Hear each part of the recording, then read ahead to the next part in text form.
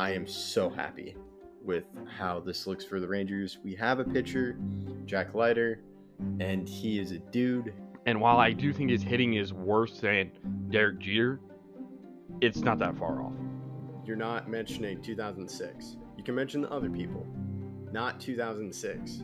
Oh, just because I bought the best soap doesn't mean your room's going to be clean. It just leaves it to where I don't believe that the Canadians had a shot. I really don't like the Clippers just kind of sending it in when they're like... Hi, this is Kelly Forbes with the Dallas Stars, and you're listening to Outsiders Opinions with Kevin and Austin. What's up, y'all? Welcome to our NHL Opinions of the Week. We're going to talk about the conference finals. We have some repeats. You have second straight year in a row. You have the Oilers and Stars, two teams that have been to the Western Conference Finals at least 3 times in the past 5 years, I would say. Stars, third straight. At the band that sent me a funny Stars text. People did hear it read aloud, Austin, because I was like, ooh, Austin texted me. I wonder what this is going to be about. Kind of about what the Stars did against the Winnipeg Jets. Austin. Survived? I don't really know. I mean, the team looks like they're getting destroyed during a lot of parts of the series, and then they also come out winning. I don't know how they're going to do against this Oilers team. This is a team that they played last year in the conference finals, lost in 6 in heartbreaking fashion. Can the defense slow down the best goal scorer in the league right now, Leon Draisaitl, and then obviously the best player in the world in Connor McDavid? That's a tough duo to stop, and the Oilers have been unstoppable over their last 7-8 games. I mean, they're 6-1 in their last 7 games. They were down 2-0 against the Kings, won 4 straight, and then win in 5 against Vegas. So, I guess last 9 games. Yeah, they're 8-1 in their last 9 games. Hey, that's better. They're 8-1 in their last 9 games, and that's Draisaitl's been amazing. But they also have other guys besides him. And the goaltending has been very good. Skinner has played extremely well, and I don't know if they're going to be able to keep up with them. Not just scoring wise, because I've struggled to see a lot of the Stars' major scorers outside of Mikko Rantanen be extremely good during the playoffs. Because I don't think Mikael Granlund was like the guy coming into the playoffs. But I struggle to see where they're going to get their points in big moments outside of Rantanen. And if you have Draisaitl, he has 16 points in 11 games. You have McDavid with 17 points in 11 games. Bouchard, great defenseman, he's been very good. Zach Hyman has been good. Same with Ryan Nugent-Hopkins. Corey Perry has 5 goals in 11 playoff games. Can the Stars defense, which I've been critiquing since the offseason, Kevin, I've been talking about how bad I think it is. Can it hold up? Yeah, I think kind of to talk about, I think the Stars just found a way, which is a new way for me, or a new thing for me. It's usually, I remember the Western Conference Finals 2 years ago with Vegas. It was like the Stars were winning, then there were just key moments where the Vegas just took advantage. Like the Stars were the better team in that series, and they lost in 6. So that's sometimes sometimes you get pucks to go your way, and also a Jamie Benn penalty. But I don't know if the Stars are good enough to beat this Oilers team. I don't know if they are too, and this is kind of a Stars team. I think I remember I said it in text. I was like, hey, because there was criticism about the defensive moves they've made, just kind of the D-men, and I was just like, you know what? It's tough to get back. They've had a really long series. They've been to the Western Conference Finals 2 years in a row. It's if they lose in the first round, it just makes sense. But they've really found ways, and they've gone against some tough opponents, and that's got to build on them. And now you have Edmonton, which is no cakewalk either. It just gets harder and harder. They had Avalanche, then the President's Trophy winner.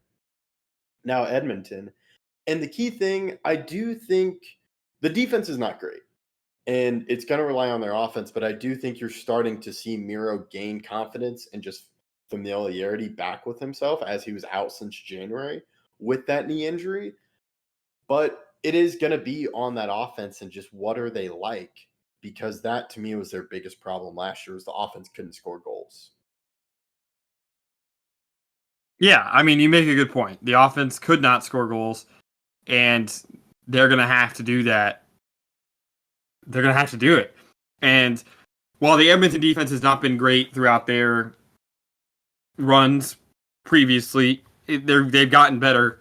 And I have my worries about the Stars. If they don't get major performances from some of their older guys, Sagan, Ben, and then Robertson and Johnston and some other guys, I think that they're going to have a lot of time down in this series. But again, they do have enough guys to make something of this series and even win this series. So it's going to be a grueling task. It always is when facing Connor McDavid and Leon Draisaitl, but they could do it. It's just going to be a very tall task. Yeah, and to talk about the Stars and their chances of winning, to me, you talk about the defense. There's only so much they can do. It's really going to be on Ottinger and just can he be incredible. But that's not possible. I don't know if that's necessarily possible. But I think you just got to – that's the way you stop, or you just keep pace offensively. Which I think would be the better option because you mentioned McDavid, Draisaitl, and also other players like Perry. But I don't trust Skinner. I think their D is not so great, but it's really, can you get all those lines going if you're the Stars and just getting that pressure offensively? Yeah, these teams know each other well. So I do think that this is going to be a good series, but I do think the Oilers pull it out.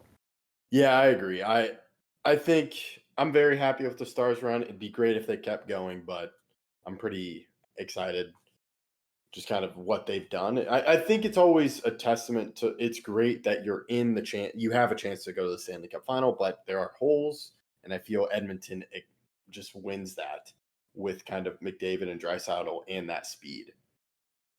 But now we can flip over to the Panthers, where we talked about they've gone to the Stanley Cup final twice. Well, the last 2 years.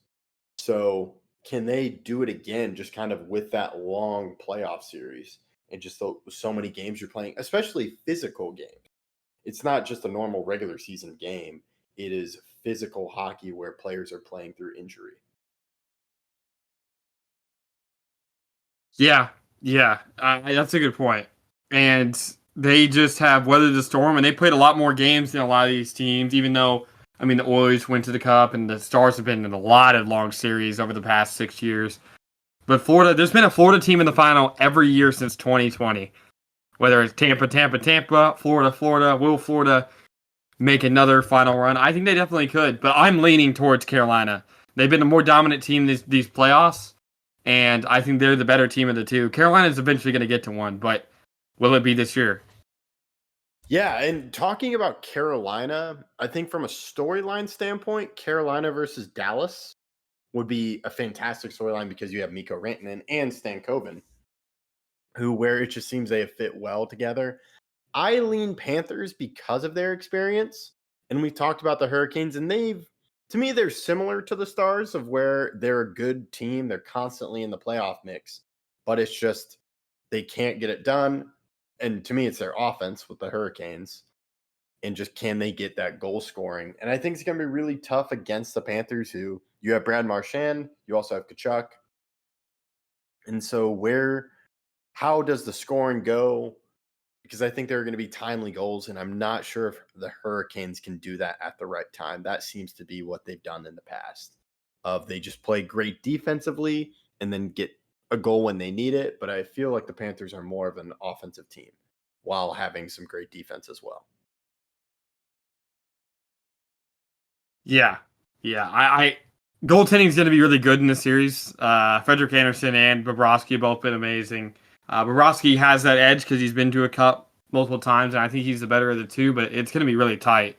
I think the two more well-balanced teams are on the east side, while the West has two teams that are both offensive-centric, and you can definitely question either their goaltending or their defense. Yeah, I think that's a great point, and I think it's going to be some great hockey of these two teams, or of these two finals, and could really set up a great Stanley Cup final. So I have Edmonton versus the Panthers again, back-to-back, a rematch again for the second straight year. You have Edmonton versus Carolina. Yes.